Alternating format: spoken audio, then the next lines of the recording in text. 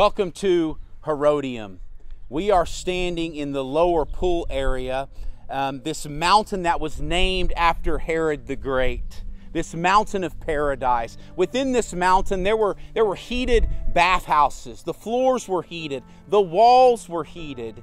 There are royal banquet halls and a royal palace. This was known as the pleasure palace of Herod, the one that he thought so highly of that he named it after himself. And if you don't understand, Herod was a man of ego. He created Caesarea by the sea and the harbor there. He created Temple Mount in all of its majesty. He created Masada, another place you will journey in Lessons from the Land. He is the master architect and builder here in the Holy Land. Now, this is also the place where Herod rose to power.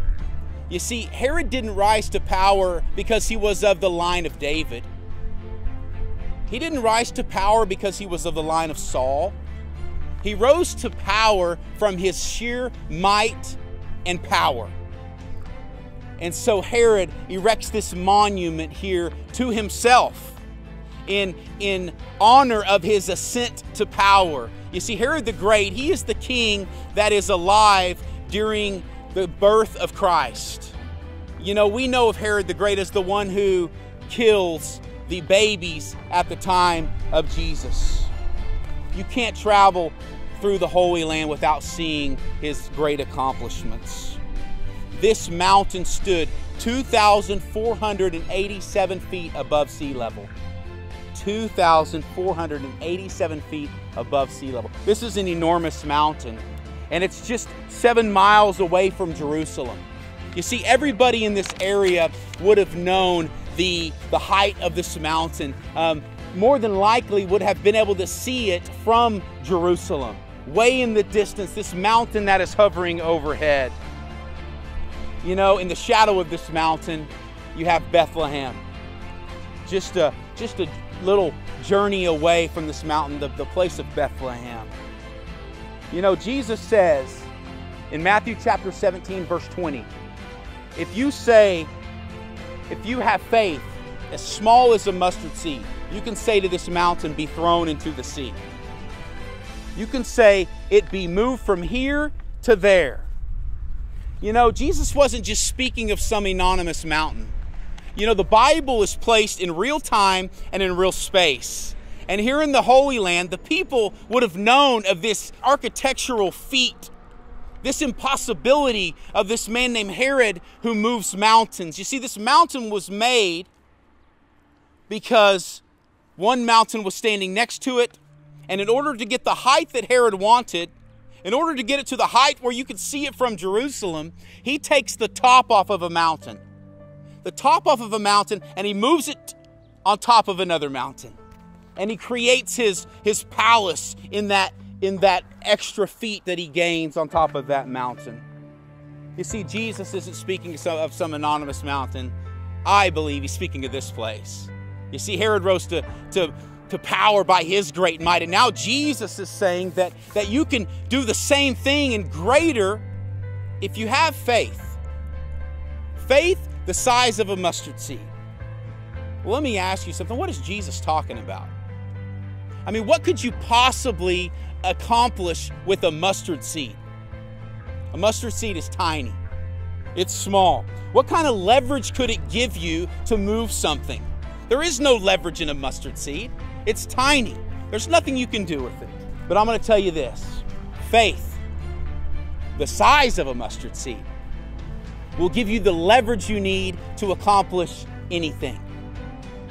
Anything according to His will. It will give you the power you need to see change in your life. You see, it's not the mustard seed, it's the faith.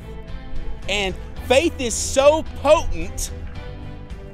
I want you to get that. Faith is so potent that this tiny amount, the size of a mustard seed, can change your entire life.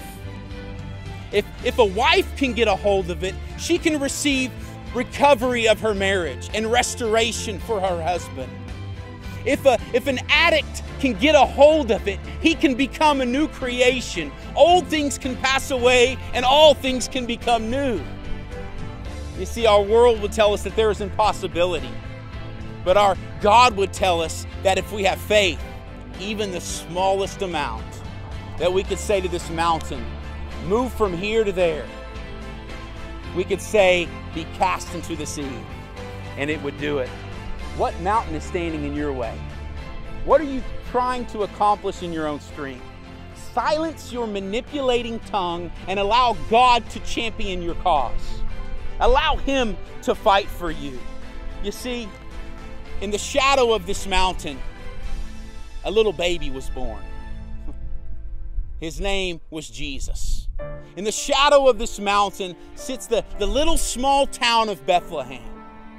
And this little baby born in a feeding trough to poor parents becomes the Savior of the world. You see here, Jesus is making a comparison. He's making a comparison to Herod the Great, who could move mountains by slave labor, by his power and by his might. And he's talking about the power that he possesses, the power that would defeat death, hell, and the grave, that after 3 days would rise again. The same power that is in your mortal body. The same power that will quicken you and enable you to live a conquering life, an overcoming life. So I want to challenge you today. What are you trusting in? Your strength, your wisdom, your understanding? I challenge you to trust in His.